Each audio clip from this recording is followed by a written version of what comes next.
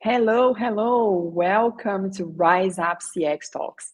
This is the podcast where we discuss ideas and strategies on how to transform experience into business growth. I am your host, Camila Ferreira. I'm an award winning CX leader. I am a podcaster, an international speaker, and more recently, an author of Long Live CX. Today, I have the pleasure to welcome Bruno Berenger. Bruno is a Brazilian, as I am. And by the way, this episode is being recorded directly from Brazil this week. And Bruno has more than 15 years helping companies to drive revenue and drive revenue growth. So, with no further ado, Bruno, please take the stage and tell people what do you do and how you transform experience into business growth. Hi, Camila. Thanks for having me here. It was a pleasure to be here. So, guys, just to give you a little bit background on myself. So, as Camila mentioned, I'm from Brazil. Basically, all of the foundation of my career was built through investment banking, private equity firms, venture capital, asset manager, and was a founder and part of the first venture capital in Brazil back in 2000. You guys could imagine what was the jungle that was a first VC in Brazil, was the first VC in Brazil back in 2000. And then I saw the market move toward technology, mainly on tech, sales organization. I'm super passionate on that. I always working and build sales team, operations, process, and so I jump into the technology sector. Uh, and I spent in Brazil almost 6, 7 years doing that from sales operations, revenue operations, helping the go-to-the-market team, build the go-to-the-market structure, sales structure, training, enablement, playbook, everything that you guys could imagine, every single CRM that you guys could imagine, every single process at all. I saw amazing things, and I also saw ridiculous thing. I mean, Frankenstein thing. Uh, I do have 3 kids and a wife. In that time, unfortunately, Brazil has a kind of lack of security, so we decided to move to the United States. I mean, in order to pursue the better opportunity, not just for us, but for the kids. As soon as I arrived here, I saw an opportunity on the market, and I always love to build things and use the mind to connect things and build bridges and relationship. I saw an opportunity, so I decided to open my own startup here in the United States. And make a long story short, I invest my own money in startup. We grew the company from 1 employee to 30 employees, operation 7 cities, 3 states. And fortunately, after 18 months, we have the opportunity to exit this organization, which was more than the money itself, was amazing in terms of the journey, the experience. And so after that, I had a kind of agreement with the kids. Okay, after work a lot, that is going to take like a sabbatic year and so, but after 45 days, a friend of mine called me, so I jumped in again in the tech SaaS organization, and since then I'm here. uh, a lot of experience doing that. I'm very glad to be here and try to give you guys a little content, a little insights, and try to use the experience and everything that I saw in my life to help you guys move forward, not just sales process, but also understand the customer experience, the journey. I think this is very important. The things that one's the most the biggest topic that we're gonna cover here. Thank you, Camille. Oh my goodness. Do we have a day for this podcast episode? Because we have so much to learn from you. You have gone Yeah, through so many reliable and valuable experiences, and I can't wait. But the topic of this episode is from Frankenstein to Flywheel. And I am assuming that many people, maybe including myself, are doing things wrong with revenue operations. So let's dive into this topic. And the first question that I have for you, Bruno, is the following. You've seen hundreds of revenue systems up close, right? So where do most companies go wrong, in your opinion, when they are trying to scale? yeah, So that's kind an of a amazing question. Frankenstein Yeah, systems, right? yeah, So if we really want to drive the audience from Frankenstein to Flywheel, what are the typical Frankenstein symptoms that you have observed throughout your life? yeah. And I need to extend this answer a little bit because this is very broad. And I think everything start with the company itself. A lot of companies doesn't know what they need. In a lot of cases, they hire someone just to help the higher manager, not to helping the full team. So that's the first big issue that they have in the plate. But the majority of things that they never build a fully process that integrate different departments. If we're talking about revenue operations, go to the market, I also like to build this picture that is marketing, sales, finance, and then the other sector, and we could say service or implementation, right? And then we have the customer success, right? And then we can go to the renewal department. Some companies has or not. This is like which I call end-to-end customer experience. And our organization have process, operation, and technology operating in silos, not as a whole. And we do have a lot of leakage through this process. There's a lot of water coming out to the funnel because there's no technology integrated, there's no handover process connected, and sometimes the people just operate in their silos. And I heard a quote that says, alignment is the result of clarity, not just communication. Companies tend to understand, okay, I have the communication, I'm aligned. No, no, you're wrong. So it's a matter to clarify, it's a matter to written, it's a matter of accountability. So the companies need to first understand what they need to have in place and then build a process that integrate this big picture, that's those silos, those department and so. And based on my experience, Camille, uh, I saw a great organization and great team make a lot of success when they build a plan together. Human beings tend to do a better job, do fight for a project when they feel part of that, right? It's not about you, my project, Camila, or your project. It's about okay, let's build that together. I love to hear from you your pain points, and so uh, the second most important thing that I learned as well is sales team should be the first customer in the organizations. A lot of organizations build their own process, system, technology, CRM, whatever. I don't know from whom, not for the sales team, right? There's a lot of friction inside the sales team. The sales team doesn't have a good customer experience operate through the go to the market, CRM, or whatever. I think the company needs to be leveled down a little bit, understand, increase this sales team customer experience, and then move forward. Does that make sense for you? Do you have any other question related to that? No, absolutely. And as you were talking, I was thinking here, right? So if we translate it, if we use soccer, since I'm in Brazil this week, and of course, being here and watching soccer games is part of the game. We do have, and we always had in Brazil great players, right? Yeah. Great soccer players, but it doesn't mean we have the best team. And for you to have the best team, what you have to do is to synchronize those players. Because if they start playing by themselves in silos, as you were mentioning, then we are not going to have the best team.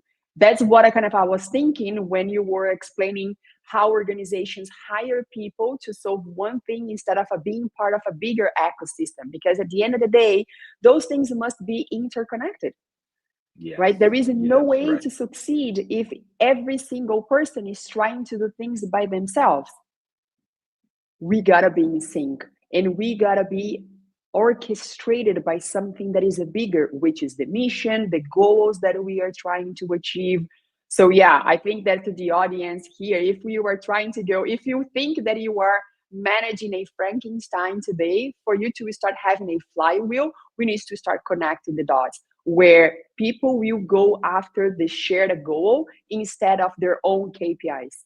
Because sometimes companies, they do have the final goal or the strategy, but once they start breaking this down into departments, then every single department go after their KPIs instead of aligning and being in sync with the others. Does that make sense to you? Yeah. Perfect. Perfect, Camila. Amazing. So following on that, you talk a lot about aligning data, processes, and people around one go-to-market goal. In practical terms, how should a CEO or a CXO start breaking silos and creating that alignment? So what have you lived throughout these many experiences that you have shared with us that resonate better in terms of aligning or going after this alignment to breaking those silos?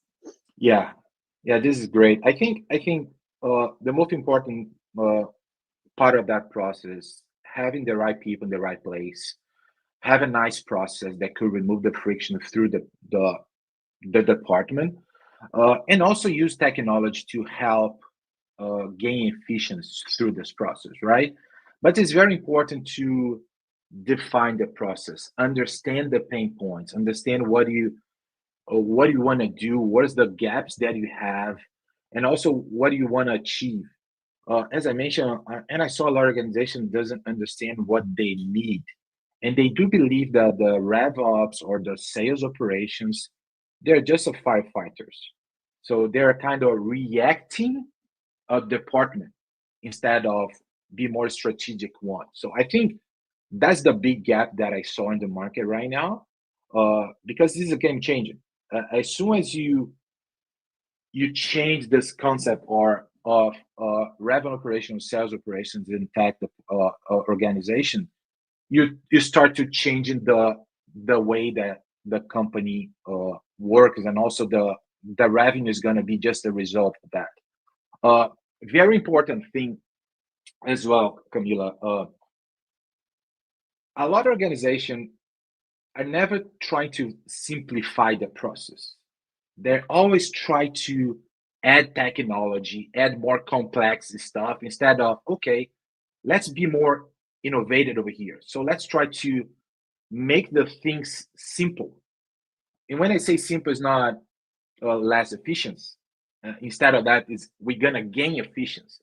Again, think in your team as a customer, help them achieve their goal individually, from marketing, from the sales team, and also the customer success, right?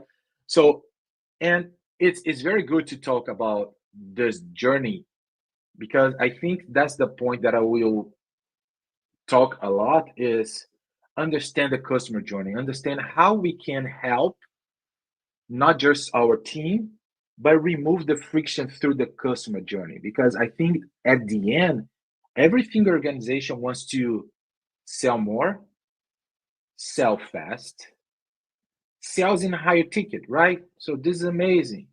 But most important than everything, understand why we won a deal, why we lost a deal. If we lost, let's fix it. Let's try to understand through data, make sure that we have the right data in the right place. Let's make sure that we have the governance. Let's make sure that we have the best practice. If we lost, we fix it. Okay, but that's another important point. How we won, how we could have this data and make the same process a repeatable process.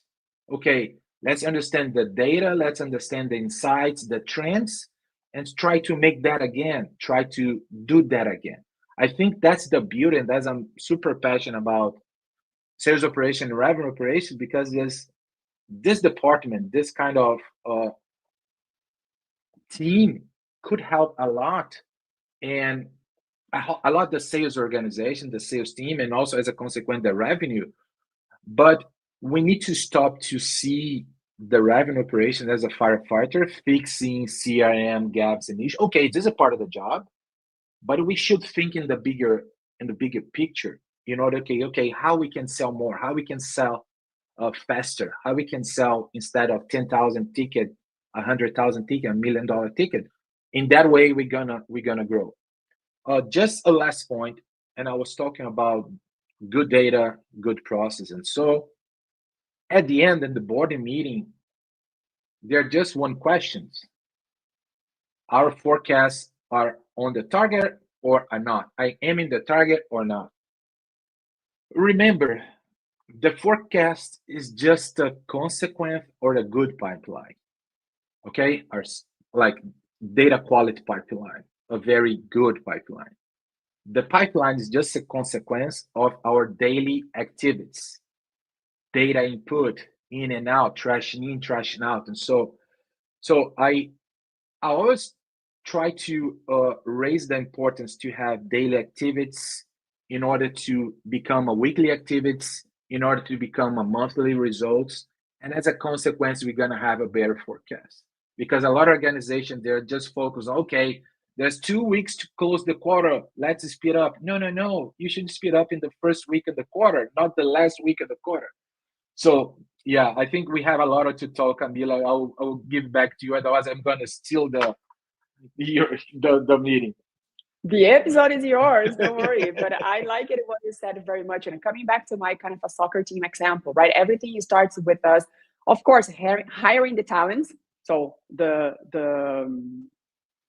soccer players, and then aligning them, orchestrate them. And in order to do that, you brought a very important topic, which is technology, particularly in the era of AI. So technology definitely helps if used for the better.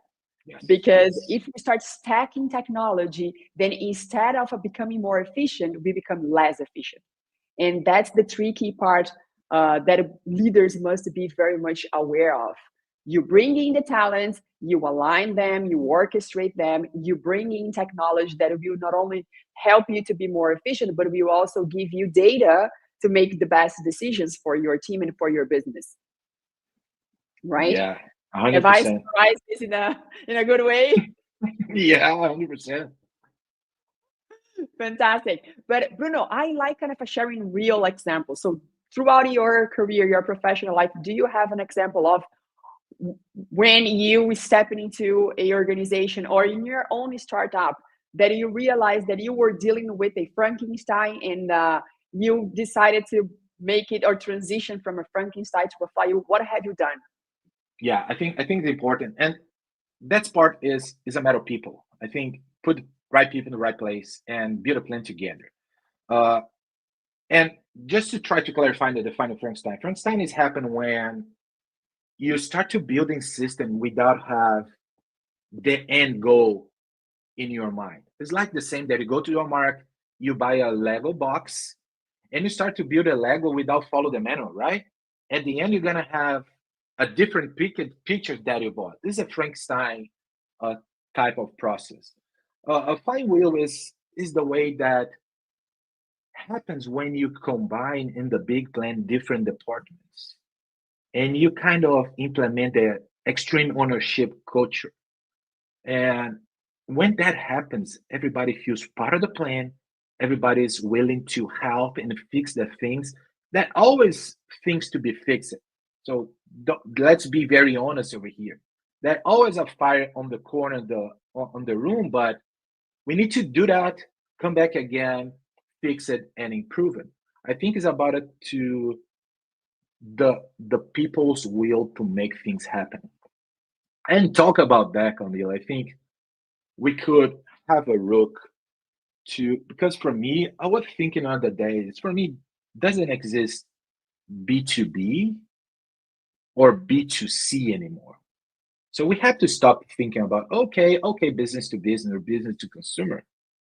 We need to realize that everything starts on the people and everything ends on the people. And between that, it's just a matter of build a good process, use a set of technology. But we need to realize that the first thing that happened in an organization is a lead. A lead is a people. The last thing that happens to sign a check is a people to sign a check. Okay, we talk about technology, we talk about software as a service, we talk about AI, but the important part of the entire process, the very important part of the people that build the process, the benefit of that, they're people. And sometimes you forget about that. Sometimes we think there's a matter of, okay, this is a process, this is the technology, this is AI, CRM, but they're built and made for the people, right? And I think to highlight that is very important because sometimes the organization just kind of forget about that and put everything in the same bucket. And finalizing answer your questions, like flywheel is a matter to build a plan together with people that makes sense and they feel a part of that as well. Amazing. I love this concept of P2P, and we're going to explore a little bit more of this concept later on in this episode. But before that, another question that I have here for you is the following. So revenue ops is often treated as an internal engine, right? And I think that it's not far from what I have experienced in my professional life with support. So they see as this internal engine, while CX, which is way bigger than support, and just to make this statement quite clear here in this episode, is seen as an external function. So why do you believe that these two should be connected, CX and revenue ops? And I how love does that. that change the customer experience? Yeah, I love that. And this is the picture that I have in my book as well, Unleash the Growth. And I mentioned that picture, but at the end, it's part of the big process, right? As I mentioned, marketing, sales, finance, implementation or service, customer success, and the renewal. So not just marketing and also sales should be acting as a sales team, but also part of the financial team should be act as a sales team. Remember, everything is related to the customer experience. And then we go to the implementation. Remember, the first contact to our solution, our product, is during the implementation. So the CS team, the customer, I'm sorry, the implementation team, the service team, when to jumping on the implementation for a solution to the customer. Remember, there's the first connection through our solution, our team. And talking about customer success is everything organization that I working on, customer success, they're more firefighters, they're more churn removers, they're more anything else than try to understand the gaps, try to understand the customer, try to understand what the really customer need in terms of solution. They are using our solution. Our solution is really helping them to achieve what they expect or not. Or this customer success is a matter to, okay, let's have someone over there try to don't get this contract as a churn. I think this is very important. And again, it seems repeatable, but everything is related to just one process. So we're breaking down to gain efficiency, but should be seen as just one process. And customer success for me is a sales team at the end of the process. Like advanced field team, they have the ability to upsell or cross-sell a solution inside the customer. Should be seen as a sales team in an advanced position. I mean, inside the customer. Nobody's gonna know better the customer than the customer success team because you're gonna have like a very close connection, the team. In our organization, Camille, what happened is when the sales team closed a deal, they just, okay, this my part was done, right? And then hand over to the finance. The finance say, okay, I do have MSA, I do have SOW, I do have a contract in place. Okay, I'm gonna send the invoice. My part is done. And then go to the implementation team. The implementations go there, implemented. There's no ticket on the support team. Okay, my part is done. And everything comes to the customer success team, right? And then I think this is the important thing. And again, for me, is the leadership fault, is the company fault to present and implement the process that way. Uh, Finalizing, I think customer success team is so important as the sales team, as the other team. But again, if we are an organization wants to sell more, sell fast, sell the higher ticket, the customer success team should represent a big importance team in this process. That makes sense for you? Absolutely. And I can tell you, so again, by listening to you, I was seeing in my mind this how siloed organizations are, right? So we sign the contract. First of all, we have sales going to the customers and pitching the solutions. Then we have the contract signing. Then we have the implementation and all the tickets that will come after. But if every single department is just taking care of what they are responsible for with no accountability for the customer experience. That's where company fails. Because again, there is nothing wrong with what every single department was doing.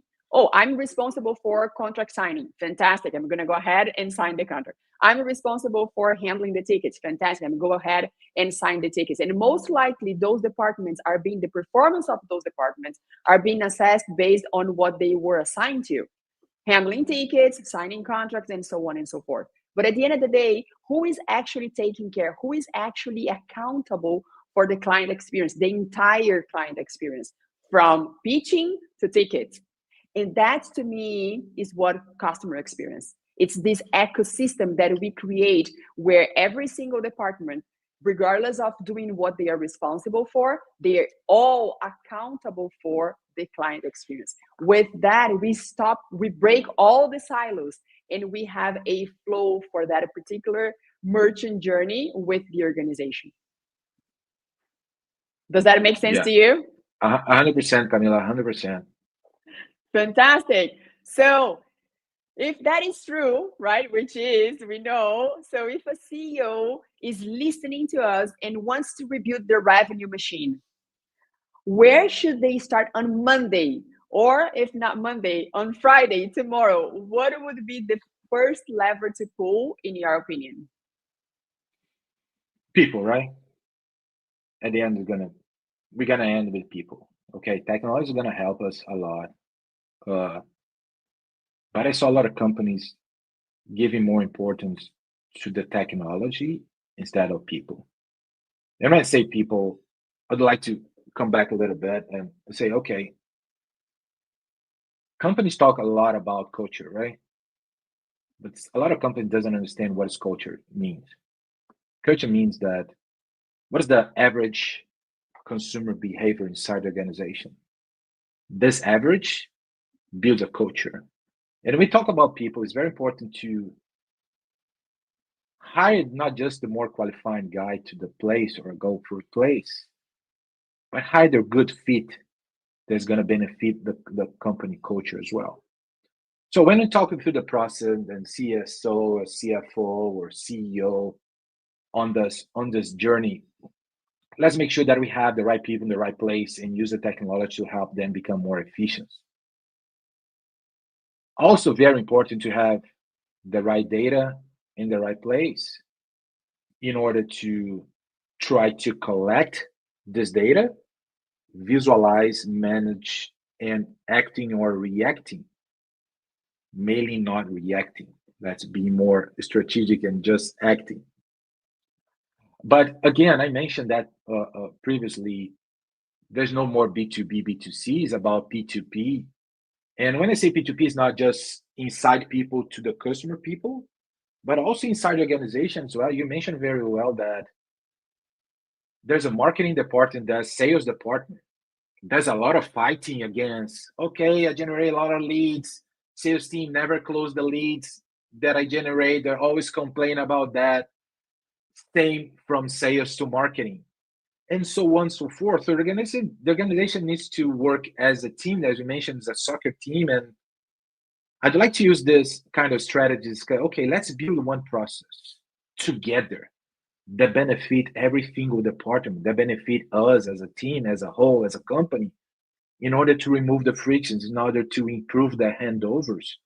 Because it's a kind of consequence to get a good result at the end of the quarter, at the end of the year or not. It's a matter to, okay, let's remove the friction, let's have the right people do the right thing, but also let's have a plan, let's have a process that's helping our organization. I saw a lot of companies, Camila, spending 60% of their time working on gaps, working on fires, instead of use the technology to help them become more efficient. And when I say more efficient is sometimes it's important to have not firefighter timing, but to have, okay, let's thinking about the future, let's thinking about a better strategy for us. And you never saw that in terms of organization. There's not an agenda. There's not a place that the team could say, okay, let's sit together, let's understand as a big picture how we can improve that could benefit us, as a consequent benefit the company. A lot of gaps that I saw as well, a lot of process in the organization, mainly on tech organization, are owned by IT, which is big mistake. That should be owned by the team that operate the engine. Does that make sense? Yes, absolutely. And by listening to you once again, right? So you were talking, and I'm kind of thinking of real situations that I have gone through. Whenever I go, whichever interview I give, I always say that the customer experience starts with your employee experience. And not by the time they start working for the organization, but right before. How is your hiring process? How do you treat the candidates that are not approved? How do you conduct the candidate that is actually approved? Because otherwise, at the end, if you're going to ask the same person to provide a good experience to your clients, how they're going to give what they have received? The reference they're going to have in mind is the experience they have had throughout the hiring process.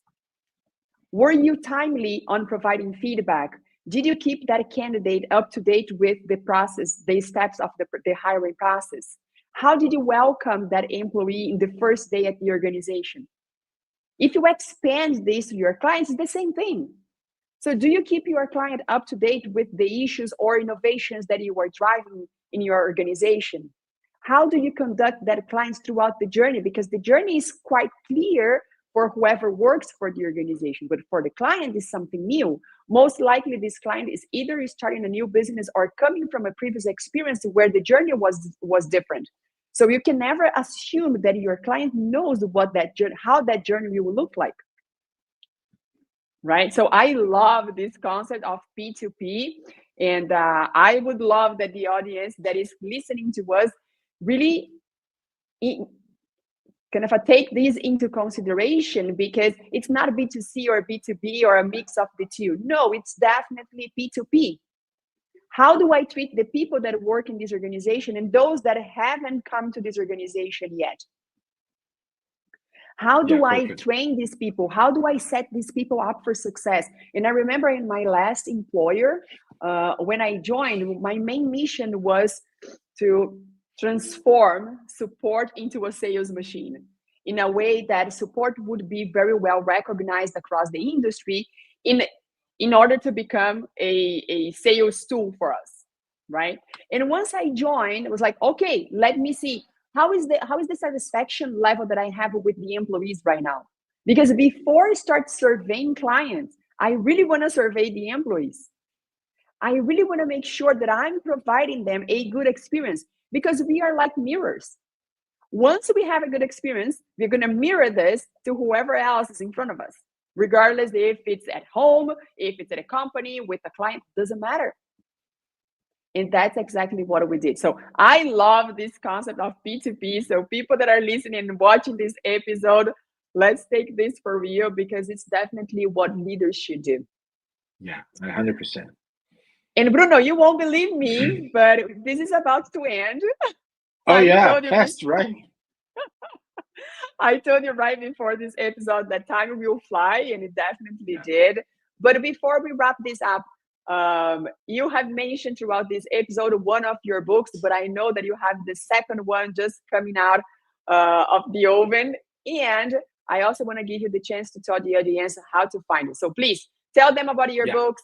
How can they find you, and what is the best way to engage with you right after this episode? Yeah, yours is here. I'm gonna waiting just another one arrive at home, so I'm gonna send you the both. So I decided to write two books because I saw so many things. I face and fix so many gaps, and I think it could be a kind of legacy to try to help organization and even rev ops or sales ops or business ops doing their job a little bit better and fast. One is related to the fix the funnel. When I say fix the funnel, is that no BS kind of structure. It's straight to the point. Let's try to fix the leakage that we have the funnel, understand the importance to have a very defined a step-by-step sales process inside the system, train the team to do the right thing in the right place. You guys are going to gain a lot of deals, going to gain a lot of traction doing the right thing. So this is Fix the Funnel that is going to be launched next week, I believe. The other one is, which I call Unleash the Power Revenue Operations. There's a kind of more broad that I mentioned, from marketing to the customer success, everything between. The importance to have the process, the importance to have this handover between departments, the importance to remove the silos, and the importance of go to the market. I think that's the most important thing. But in the both books, I'd like to try to simplify the things that there's a lot of fluffy around in the market, but at the end should be simple. I do have a LinkedIn. I think we could add, so every single week I put together a newsletter talk about revenue operations, the AI revolution, how that could affect the revenue operations, the tech organization, the sales operations. So guys, don't be afraid. AI is not going to take our job right now, but we need to understand how to operate through AI. I always like to mention the AI is like Microsoft Office 20 years ago. If you don't know how to operate, you're not in the good place. So spend some time do that and ask yourself how the AI could benefit you. AI is very good to repeatable process. Let's make sure that you use them to help us. Also, I do have a site, Camila, is brunoberenger.com. You guys can see a little bit there, my experience, the way that I irrelevant feed the things and how you can help you guys as well. And I think that's it. I love the experience, Camila. Once again, thank you very much for having me here. Let's do again to talk a little bit more in depth on this subject, but it was a really pleasure. Absolutely. It was an absolutely pleasure to have you here today, Bruno. Thank you so much for sharing all of your experiences and your advices on how to go from a Frankenstein to a flywheel. I am pretty sure that the audience learned a lot from you today. I will make sure that we have your LinkedIn and the link of your books in the comments of this episode. And I'm going to leave the invite here for you to come back and discuss how to fix the funnel once your new book is live. So thank you very much. And for the audience, stay tuned until the next episode. Thank you. Thank you, guys. Thank you, Camila.